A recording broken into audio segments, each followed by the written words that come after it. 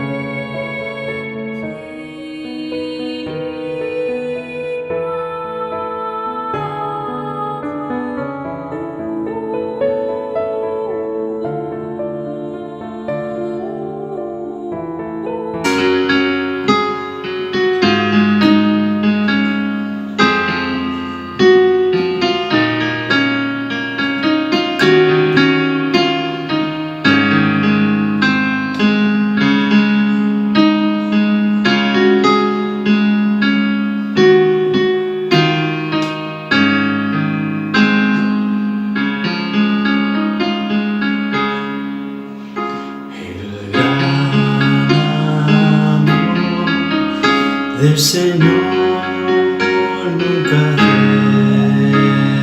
cesa, su misericordia jamás tiene fin. Nuevas cada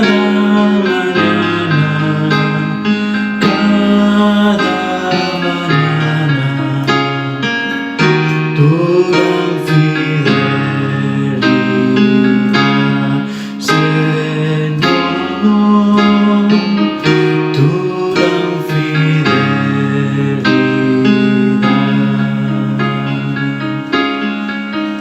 El gran amor del Señor nunca cesa, su misericordia jamás tiene fin. Nuevas cada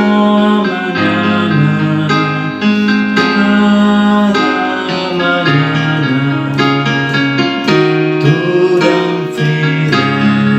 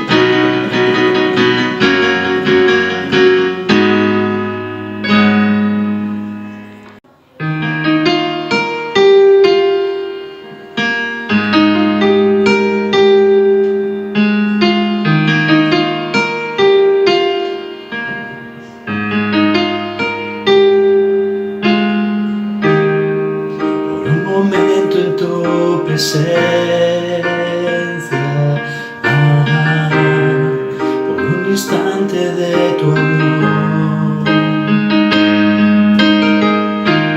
por un destello de tu gloria, por un minuto nada más, todo daría, no importaría lo que tenga que pasar, lo que tenga que esperar. Tengo hambre de ti, de tu presencia, de tu fragancia, de tu poder. Hambre que duele, que debilita, que desespera por ti. Tengo hambre de ti.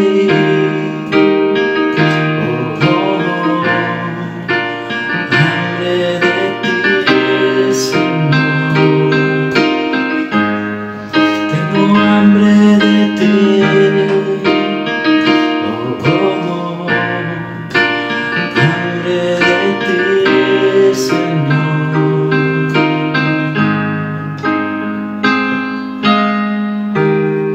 Por un momento en tu presencia, por un instante de tu amor, por un destello de tu gloria, por un minuto nada más, todo daría, no importaría lo que tenga que pasar, lo que tenga que esperar. Tengo hambre de ti, de tu presencia, de tu fragancia, de tu poder. Hambre que duele, que debilita, que desespera por ti. Tengo hambre de ti. Oh, oh. Hambre de ti, Señor. Tengo hambre de ti. Oh, oh. Hambre de ti, Señor. Tengo hambre de ti.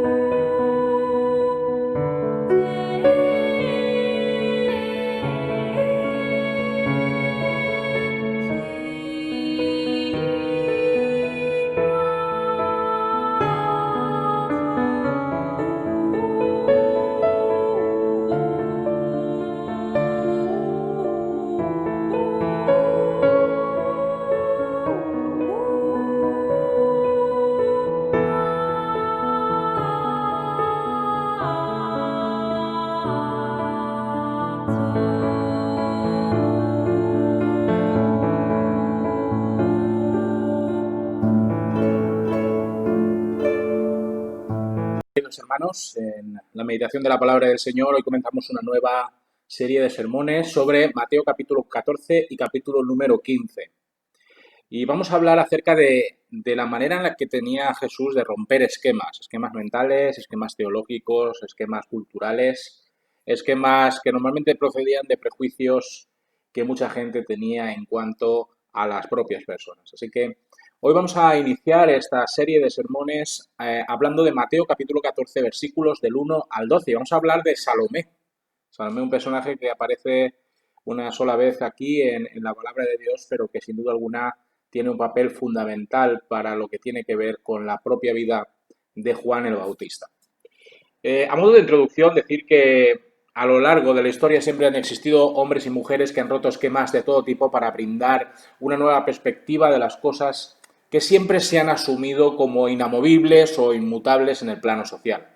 Sobre todo en nuestros tiempos somos testigos de la gran cantidad de películas y series que tratan de figuras de seres humanos que tras una lucha encarnizada y apasionada por hacer ver a la sociedad su mal proceder, su injusticia institucionalizada y su cerrazón mental han logrado, incluso al coste de sus propias vidas, dar un paso adelante en el progreso hacia el respeto, la dignidad y la justicia en este imperfecto y cruel mundo. A veces esas personas que han propiciado el cambio con su demostración incuestionable de fervor y denuedo eran individuos que se vieron sometidos a alguna clase de experiencia catalizadora que puso en sus corazones ese deseo de crear un debate público sobre asuntos como el racismo, como el sexismo, como la pobreza o la libertad de conciencia.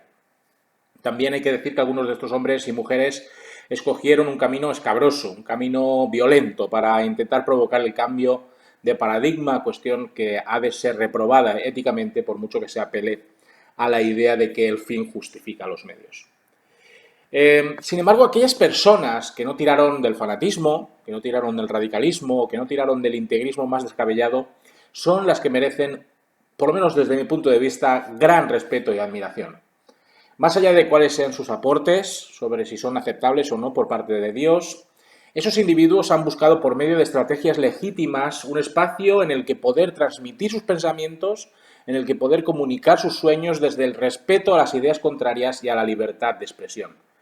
Poco a poco, con esfuerzos casi sobrehumanos, se han superpuesto a las estructuras anquilosadas, añejadas y alejadas de los derechos humanos para conquistar la oportunidad de que todos y cada uno de nosotros podamos opinar distinto, creer de forma diferente y expresar libremente nuestra fe, sin que nadie tenga que decirnos qué decir o qué hacer dentro del espectro dictatorial de lo políticamente correcto. Normalmente estos modelos del cambio, podríamos llamarlos así, han tenido que emplear un discurso disruptivo, franco, directo, para dar eco a sus posiciones ideológicas y espirituales. No comulgaron con la opinión generalizada, con las tendencias del momento, ni se vendieron, por supuesto, a la tiranía de la corrección hipócrita. Sin pelos en la lengua, declararon sus posicionamientos y nunca atendieron al aplauso de las masas o a las recomendaciones melifluas de lo que se supone que se debe decir o que se debe de hacer. Juan el Bautista era uno de esos hombres de la historia que nunca se dejó embaucar por los parabienes o por las promesas de estatus holgados. Con una imagen distintiva, alejada de la normalidad urbana, más cercana al retrato de los profetas de antaño, Juan el Bautista se había convertido, con el paso del tiempo, en una persona de referencia de su época. Leyendo el comienzo de su ministerio, observamos cómo centenares, incluso podríamos decir miles de personas de toda ralea y pelaje, se acercan al desierto para escucharlo predicar y para ser bautizados en el Jordán. El pueblo de Judea, a pesar de la aspereza de su mensaje de arrepentimiento, a pesar de la rudeza de sus acusaciones y denuncias, lo apreciaba enormemente. Sin provocar esa clase de fama y estima, Juan el Bautista se había convertido en un modelo de conducta, en un modelo de fe para miles de personas. Sin embargo, en el texto que hoy nos ocupa, hallamos su nombre en clave pretérita.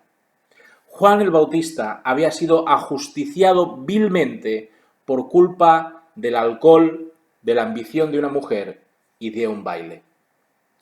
El relato de Mateo capítulo 14 comienza con la inquietud de un tetrarca.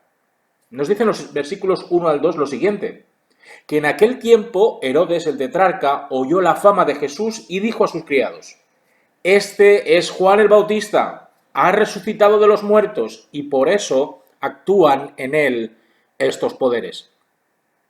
La impresión que Juan el Bautista había causado en la psique de Herodes Antipas había sido indeleble, no podemos negarlo, a la luz de estos versículos.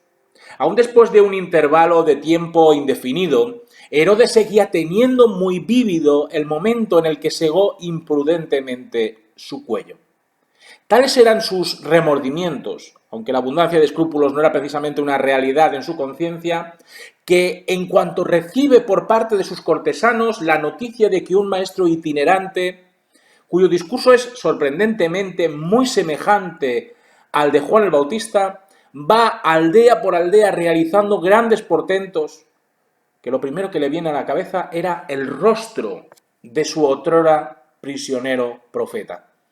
Uno nunca olvida, ¿verdad?, el instante en el que una decisión errónea ha producido un daño irreparable e injusto, incluso siendo como era Herodes Antipas, un auténtico ególatra de dimensiones descomunales y también un gran pusilánime. Con cada palabra del relato de sus consejeros e informantes, Herodes va montándose una película enloquecedora. Los detalles del ministerio de Jesús no dejan de añadir mayor interés a su especulativa imaginación, y la probable semejanza en las facciones de ambos primos hermanos le hacen sacar sus propias conclusiones. La persona de la que le están dando cumplido informe es, ni más ni menos, que Juan el Bautista redivivo. No concibe otra explicación posible. Juan el Bautista se ha levantado de entre los muertos para atormentarle, para echarle en cara su asesinato arbitrario, para demoler piedra a piedra cualquier atisbo de influencia política sobre sus súbditos. Se hallaba profundamente turbado ante esta revelación y su cerebro empieza a echar humo, cavilando sobre qué próximos pasos dar en cuanto a la aparición de un espectro de carne y hueso que le seguirá recordando uno de los días más aciagos, más estúpidos y más truculentos de su reinado de 32 años como tetrarca de Galilea y Perea. Él, uno de los hijos de Herodes el Grande, comienza a temblar ante las noticias inconcebibles que le traen sus sirvientes. Todavía puede traer a la memoria aquella jornada en la que se vio envuelto en la metedura de pata más estrepitosa que pudiera haber realizado a lo largo de su vida, a lo largo de su reinado, aquel fatídico día en el que se vio sorprendido por su propia insensatez e imprudencia.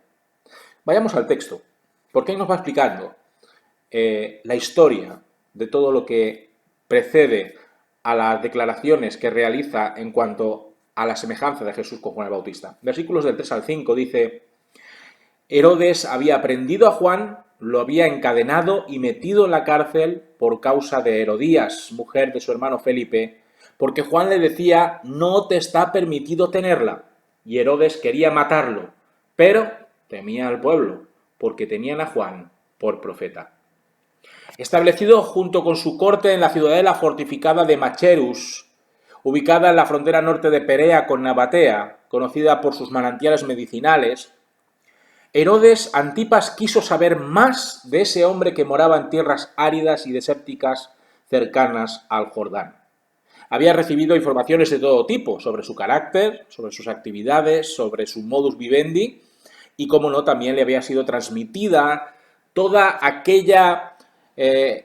aquel cúmulo, ¿no?, de denuncias que el Bautista había lanzado rotundamente contra su propia persona y contra sus discutibles conductas.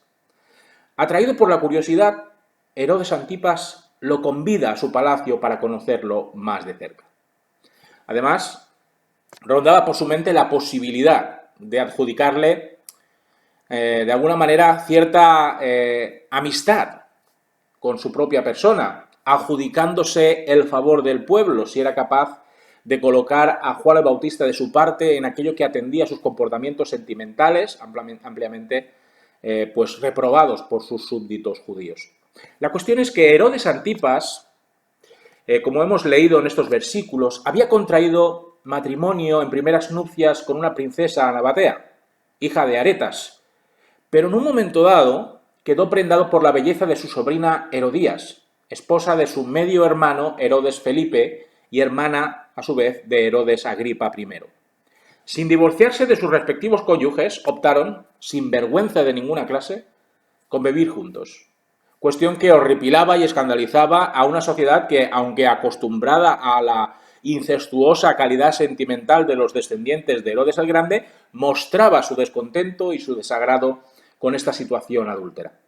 Herodías Esta mujer deseaba auparse a las cotas más altas del poder y en Herodes Antipas había encontrado una manera de llegar a cumplir sus codiciosas expectativas. En cuanto al hacer sale a la luz, pues Juan el Bautista no duda en dar su parecer desde la interpretación de la revelación escrita de Dios. Compareciendo en el lujoso salón del trono, Juan el Bautista no se va a dejar llevar por la corrección política. No se va a morder la lengua para decirle en la cara a Herodes Antipas que su conducta es perversa, abominable para Dios y a todas luces ignominiosa. Sin paños calientes, Juan el Bautista, respaldado por la verdad de la palabra del Señor, espeta sin contemplaciones que tanto Herodes como Herodías están contraviniendo las más básicas estipulaciones sobre el matrimonio y las relaciones sexuales y afectivas que se hallan en las Escrituras. Muchos de los que comparecieron ante el tetrarca le rindieron pleitesía, a pesar de saber que no estaban en el buen camino. Le aplaudieron las gracias y se sometieron bajo el imperio de lo políticamente correcto. No obstante, ese no iba a ser el modus operandi de Juan el Bautista. Para nada. No se sentía impresionado por la pompa y el boato de la corte, ni sentía la necesidad de postrarse ante una persona que había incurrido en un pecado realmente vergonzante. Herodías, al escuchar la denuncia y el juicio del Bautista, se retira a sus aposentos con la perspectiva aviesa de terminar con la vida de aquel que la estaba afrentando y denigrando a los ojos de sus cortesanos.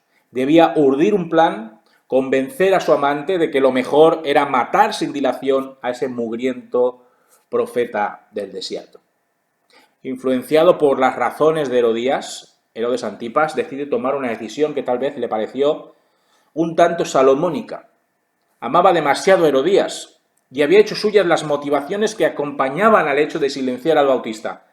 A pesar de sus palabras contundentes y razonablemente veraces, Herodes lo apreciaba de verdad. Tal vez era porque siempre había estado rodeado de lisonjeros e hipócritas, y Juan el Bautista en él había hallado a alguien sincero, alguien que llamaba al pan pan y al vino vino, además tirando de conveniencias políticas y del gran apoyo popular que Juan el Bautista recibía por todas partes. Intenta persuadir a su amante Herodías de no acabar con su vida, so pena de provocar una multitudinaria y agresiva protesta por parte de sus súbditos. Herodías parece asumir que debe esperar para consumar su venganza, dado que pasa casi un año hasta que un evento, en apariencia poco problemático y amenazador, desencadena el principio del fin de la vida del Bautista. Mientras estuviese preso en las lóbregas celdas de la fortaleza de Macherus, pues todavía podía departir con el presunto profeta sin que su proclama de denuncia saliese de entre los fríos y gruesos muros de la ciudadela. Herodías tuvo paciencia, bastante paciencia, la suficiente como para esperar a que llegase el cumpleaños de Herodes Antipas. Aprovechando las debilidades y la concupiscencia de los varones que se unieron a su tetrarca para degustar un opíparo banquete, Herodías asestó su golpe de gracia sobre el Bautista por medio de su hija Salomé. Leamos en la palabra del Señor versículos del 6 al 8. Pero cuando se celebraba el cumpleaños de Herodes, la hija de Herodías danzó en medio y agradó a Herodes, por lo cual éste le prometió con juramento darle todo lo que pidiera. Ella, instruida primero por su madre, dijo: «Dame aquí en un plato la cabeza de Juan el Bautista». Podemos imaginarnos cómo se celebraría el aniversario de un monarca oriental en aquellos tiempos. Normalmente el soberano se rodeaba de sus principales funcionarios reales, de la flor y nata de la sociedad, todos ellos varones. Se sentaban alrededor del salón de banquetes con toda clase de manjares, de bebidas de todo tipo, y en medio se desplegaban diferentes espectáculos de baile, de malabarismos e incluso de combates. Solo los varones tenían entrada franca a esta fiesta. Y el hecho de que una chica joven como era Salomé irrumpiese con una danza sensual y ligera de ropa, según algunas inscripciones latinas, era vergonzoso. No obstante, dado que la mayoría, por no decir todos los comensales e invitados estaban ebrios y bajo el influjo del alcohol, decidieron que lo que se les estaba poniendo a la vista no era muy desagradable, que dijéramos. Empleando todas sus habilidades y armas de mujer, Salomé danza, y danza de tal manera que encandila a los presentes y de forma especial a Herodes Antipas, su tío. Por supuesto, toda esta exhibición lujuriosa de Salomé obedece a una estrategia muy bien pergreñada.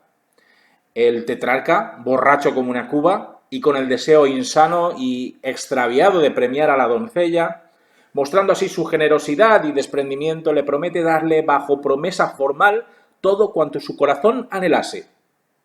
Porque ¿quién iba a pensar que esta joven muchacha iba a pedirle algo tan terriblemente desazonador? Tal vez le solicitaría pues alguna que otra joya o una buena cantidad de dinero con la que sufragar sus apetitos materiales. La doncella, todavía perlada de sudor a causa de su impresionante espectáculo coreográfico, mira directamente al tetrarca embriagado y sin vacilación reclama para sí un premio truculento y sanguinario: la cabeza de Juan el Bautista en una bandeja. En ese instante, el sopor causado por el alcohol parece desaparecer instantáneamente y el silencio se apodera del salón. Aunque con los sentidos embotados por el consumo de bebidas espirituosas, Herodes Antipas se da cuenta de que acaba de cometer uno de los errores más graves de su vida. Con los ojos fuera de sus órbitas, comprende que Herodías ha estado todo el tiempo detrás de esta trama conspiratoria contra la vida de Juan el Bautista. Pero en vista de que ya no puede dar marcha atrás en virtud de su juramento solemne delante de testigos de alta alcurnia, y tal y como dijo Plumtre, un autor cristiano, como la mayoría de los hombres débiles, Herodes temía que pensara que era débil, pues no le quedaba otra opción más que llamar a su guardia personal y dar instrucciones claras al verdugo para decapitar a Juan el Bautista. Dicho y hecho, unos minutos después, uno de los siervos de la corte se presenta ante toda la concurrencia del salón de banquetes con la todavía sangrante cabeza del profeta del desierto. ¿Quiso ver a Herodes Antipas el rostro desencajado de un inocente flotando en su propia sangre? Pues no lo sabemos. Lo que sí sabemos es que Salomé, sin una pizca o mueca de disgusto, toma el plato de manos del cortesano y ni corta ni perezosa se dirige a los aposentos de su madre para hacerle entrega de la testa de su mayor enemigo. Versículos del 9 al 11. Entonces el rey se entristeció, pero a causa del juramento y de los que estaban con él a la mesa, mandó que se la dieran y ordenó decapitar a Juan en la cárcel. Trajeron su cabeza en un plato, se la dieron a la muchacha y ella se la entregó a su madre. ¿Para qué querría esta pérfida mujer la cabeza del precursor de Jesús? Algunos llegan a hablar de que Herodías quiso burlarse de él, ensartando su lengua con una aguja y conservándola como recordatorio de que siempre se saldría con la suya. Más tarde en la historia, a modo de curiosidad y durante el tiempo de la búsqueda de reliquias de santos, muchas han sido las iglesias católicas que han asegurado que tienen partes del cuerpo y del cráneo de Juan el Bautista. Y como dijo alguien, con los restos atribuidos al cuerpo de Juan el Bautista, el CSI podría reconstruir los cuerpos de los 12 apóstoles y un par de romanos. Si la cabeza de Juan el Bautista era propiedad de la malvada Herodías, ¿qué ocurriría con el resto de su cuerpo mortal? El autor del Evangelio nos informa de que, aun a pesar de la terrible muerte que se le dio, sus discípulos pudieron enterrar su cadáver y darle digna sepultura. Versículo 12. Entonces llegaron sus discípulos, tomaron el cuerpo, lo enterraron y fueron a dar noticia a Jesús. Algunos de los discípulos de Juan el Bautista, los cuales todavía no habían abandonado a este para seguir a Jesús, cosa que el mismo Juan ordenó a sus seguidores antes de que le sobreviniese su encarcelación, todavía hacían guardia cerca de la fortaleza. Su misión era la de mantener informado a su maestro sobre todo cuanto acontecía en el mundo y de forma especial sobre la trayectoria de su primo Jesús. Una vez convencido de que el reino de los cielos se había acercado, una vez convencido de que Jesús era el Mesías anunciado y prometido, Juan el Bautista deja que su llama vaya menguando para que el fuego del Evangelio de salvación proclamado por Jesús crezca y dé luz a la humanidad. Juan de alguna manera asume su suerte, asume su rol en el plan salvífico de Dios y cuando ve que el verdugo entra en el calabozo, sabe que ha cumplido fielmente con su labor y sabe que su Padre Celestial le espera con los brazos bien abiertos para consolarlo y librarlo del dolor sufrido en la tierra. Un erudito bíblico llamado Belifrage escribió algo muy hermoso, algo muy inspirador sobre Juan el Bautista en sus horas postreras, y quisiera leéroslo. Dice lo siguiente: en el resplandor de la gracia y la verdad de Cristo, Juan se regocijaba al ser reducido a la oscuridad, y ante semejante fama estaba contento con ser olvidado. Al haber sido 10.000 veces más brillantes de los que fueron sus honores, los habría colocado todos a los pies de Cristo. Juan en su ministerio no fue como la estrella de la tarde que se pierde en las tinieblas de la noche, sino que fue como la estrella de la mañana que se pierde de vista en la claridad del día. Juan el Bautista rompió esquemas, rompió moldes establecidos y displicentes en el tiempo que le tocó vivir. Se mantuvo firme en las directrices marcadas por las Escrituras y nunca buscó agradar a los hombres antes que a Dios. Eso le granjeó grandes enemigos, pero también le hizo acreedor del afecto y de la imitación de muchas personas que siempre procuraron el triunfo de la verdad y de la justicia. Los discípulos, tras haberlo enterrado en un lugar del que no tenemos conocimiento, decidieron que era la hora de ir en pos de Jesús y de contarle todo cuanto había sucedido en Macherus. Para terminar, hermano y hermana, amigo y amiga, que nos ves y nos escuchas en esta mañana, si como cristiano quieres marcar la diferencia en este mundo y decides romper cualquier esquema preconcebido que ataque o veje las enseñanzas bíblicas, aprende de Juan el Bautista, aprende de su firmeza de carácter a la hora de enfrentarse a la mentira, a la inmoralidad y a la injusticia. Como dijimos al principio, romper esquemas no es algo fácil. Tal vez sumes muchos adversarios contra tu causa y la causa de Cristo. Seguramente serás vituperado, serás insultado, serás amenazado o te verás marginado. Posiblemente te etiquetarán groseramente para que pierdas de vista cuál es tu camino de discipulado tras las huellas de Cristo. Pero ten la seguridad de que si tienes redes sociales, te abrumarán con sus depravados argumentos, con sus proclamas irrespetuosas y con comentarios desagradables que quieren llevarte a ser políticamente correcto, a ser parte de la corriente que no piensa y que solo siente. Quisiera que mientras reflexionas sobre la clase de lucha que emprendió Juan el Bautista sobre la cobardía de algunos hombres por complacer a determinados grupos de presión perversos y sobre el odio visceral que puede albergar un corazón abyecto y homicida, también medites sobre las palabras de Hall, un autor cristiano, que dijo así, y así os dejo hasta el próximo día: así como muchos hacen bien solo para que los hombres lo vean, muchos hacen mal solo para satisfacer el humor y la opinión de los demás. Reflexionemos y meditemos sobre esto y seamos personas capaces de romper esquemas y moldes que en este mundo están intentando quitar de nuestras vidas, quitar de nuestra mente, quitar de nuestros corazones la pasión por el Evangelio del Señor Jesucristo. Que el Señor os bendiga y hasta el próximo día.